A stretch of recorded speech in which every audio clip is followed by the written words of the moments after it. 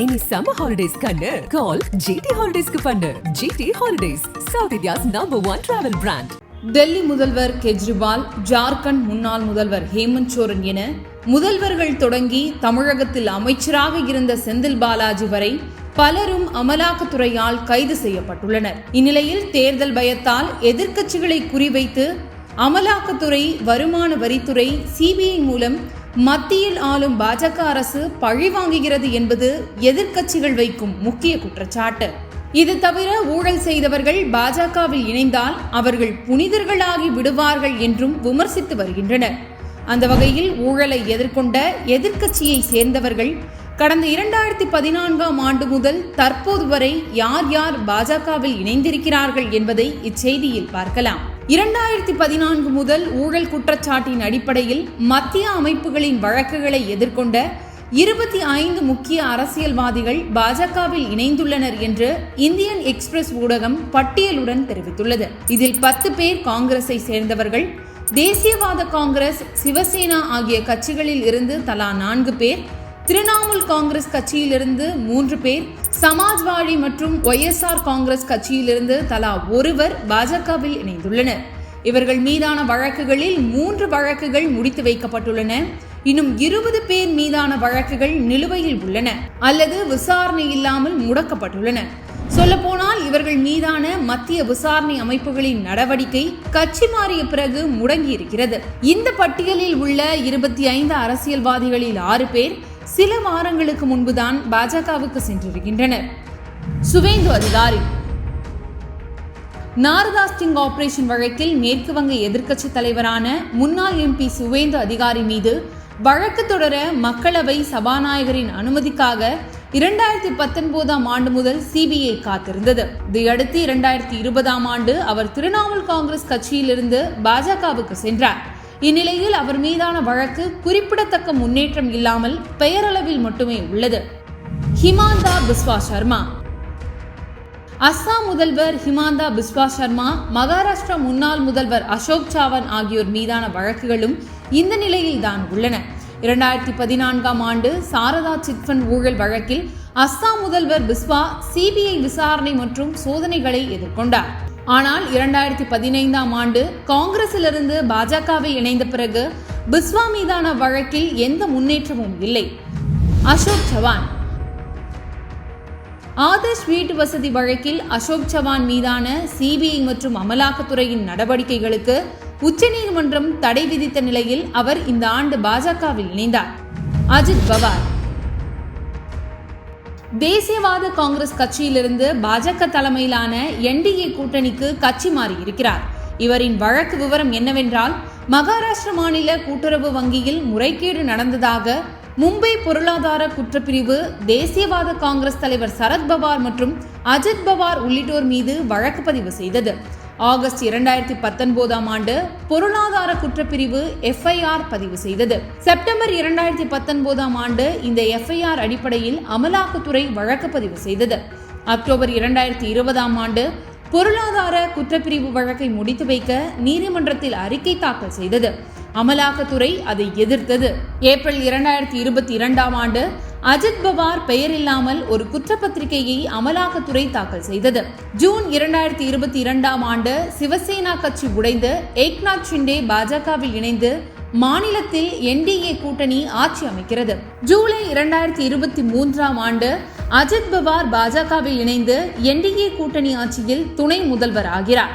ஜனவரி 2024ஆம் ஆண்டு பொருளாதார குற்றப்பிரிவு மீண்டும் அவர் மீதான வழக்கை முடித்து வைக்க அறிக்கை தாக்கல் செய்தது. வழக்கின் தற்போதைய நிலை என்னவென்றால், பொருளாதார குற்றப்பிரிவு வழக்கை முடித்து வைக்க கோரிய விவகாரத்தில் அமலாக்கத்துறை இடையிட்டு மனு தாக்கல் செய்து வழக்கு நிலுவையில் உள்ளது.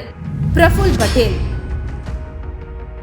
தேசியவாத காங்கிரசிலிருந்து பாஜக தலைமையிலான NDA கூட்டணிக்கு கட்சி மாறி இருக்கிறார். இவரின் வழக்கு விவரம் என்னவென்றால், மத்திய விமான போக்குவரத்து துறை அமைச்சராக பிரஃபுல் பட்டேல் பதவி வகித்த போது ஏர் இந்தியா நிறுவனத்துக்காக விமானங்கள் கொள்முதல் செய்யப்பட்டதில் முறைகேடுகள் நடைபெற்றதாக வழக்கு தொடரப்பட்டது. CBI மற்றும் அமலாக்கத்துறை தனித்தனியே வழக்குகளை தொடர்ந்தன. மே 2017ஆம் ஆண்டு CBI FIR பதிவு செய்தது.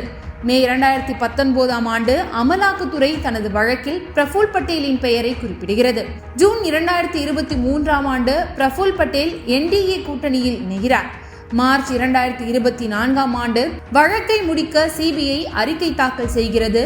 தற்போதைய நிலையை பார்த்தால் பிரஃபுல் பட்டேல் மீதான வழக்கை முடித்து வைக்க கோரிய வழக்கு நிலுவையில் இருக்கிறது. பிரதாப் சார்நாயக் சிவசேனாவில் இருந்து பாஜக தலைமையிலான NDA கூட்டணியில் 2022 ஆண்டு இணைகிறார். இவரின் வழக்கு விவரங்கள்: மகாராஷ்டிராவைச் சேர்ந்த டாப்ஸ் குரூப் நிறுவனத்துக்கு பாதுகாப்பு ஒப்பந்தம் பெற உதவியதாக சிவசேனா செய்தி தொடர்பாளராக இருந்த பிரதாப் சார்நாயக் மீது மும்பை பொருளாதார குற்றப்பிரிவு மற்றும் அமலாக்கத்துறை வழக்கு பதிவு செய்தது. நவம்பர் 2020 ஆண்டு மும்பை போலீஸ் பதிவு செய்த FIR-இன் அடிப்படையில் அமலாக்கத்துறை சோதனை நடத்தியது. ஜனவரி 2021 ஆண்டு அவர் மீதான வழக்கை முடித்து வைக்க மும்பை பொருளாதார குற்றப்பிரிவு அறிக்கை தாக்கல் செய்கிறது. ஜூன் 2022 ஆண்டு பிரதாப் சார்நாயக் NDA கூட்டணியில் ஏக்நாத் ஷிண்டேவுடன் இணைகிறார். செப்டம்பர் 2022 ஆண்டு பிரதாப் சார்நாயக் மீதான வழக்கை முடித்து வைக்க கோரிய போலீசின் அறிக்கையை நீதிமன்றம் ஏற்றுக்கொள்கிறது. இது அமலாக்கத்துறை விசாரணையை மழுங்கடிக்கிறது. வழக்கின் தற்போதைய நிலையை பார்க்கையில் அடுத்த கட்ட நடவடிக்கை எதுவும் எடுக்கப்படவில்லை.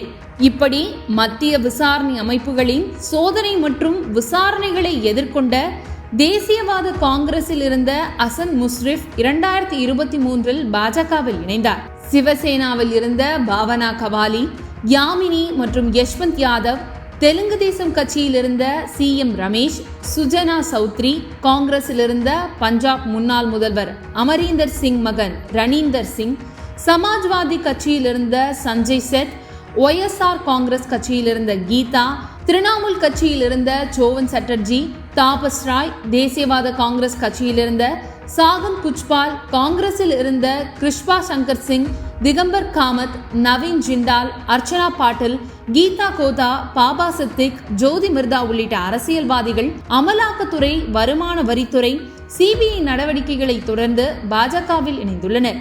இவர்கள் மீதான வழக்குகளில் பெரிதாக நடவடிக்கை எடுக்கப்படவில்லை. இந்த நிலையில்தான் தமிழ்நாடு முதல்வர் ஸ்டாலின் பாஜகவின் வாஷிங் மெஷின் பாணியை ஆதாரபூர்வமாக தோலுரித்துள்ளது இந்தியன் எக்ஸ்பிரஸ் நாளேடு.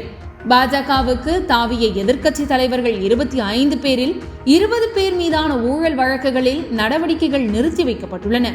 மேலும் 3 பேர் மீதான வழக்குகள் மொத்தமாக முடித்தே வைக்கப்பட்டுவிட்டன. 10 ஆண்டு பாஜக ஆட்சி என்பது இந்தியாவின் உயர் விசாரணை அமைப்புகளை எவ்வளவு இழிவான நிலைக்கு கொண்டு வந்து நிறுத்தி இருக்கிறது என்பதற்கு இதைவிட சான்று வேண்டுமா? பேசானா இரண்டுடையாய் போற்றி என அண்ணா அன்று சொன்னது யாருக்கு பொருந்துகிறதோ இல்லையோ, ஊழல்வாதிகளை எல்லாம் கட்சியில் இணைத்து உத்தமர்களாக்கிவிட்டு ஊழலை ஒழிப்போம் என கூசாமல் புழுகும் பிரதமருக்கு நன்றாகவே பொருந்துகிறது. மோடியின் குடும்பம் என்பது ED, IT, CBI தான் என்று கடுமையாக விமர்சித்துள்ளார். அந்த வகையில் அரசியல் ஆதாயத்துக்காக விசாரணை அமைப்புகளை பாஜக பயன்படுத்துகிறது என எதிர்க்கட்சிகள் குற்றம் சாட்டி வருகின்றன. இனி சம்மர் ஹாலிடேஸ் கண்ணு கால் GT ஹாலிடேஸ்க்கு பண்ணு. GT holidays, south India's #1 travel brand. மின்னம்பலம்.com தமிழின் முதல் மொபைல் பத்திரிகை.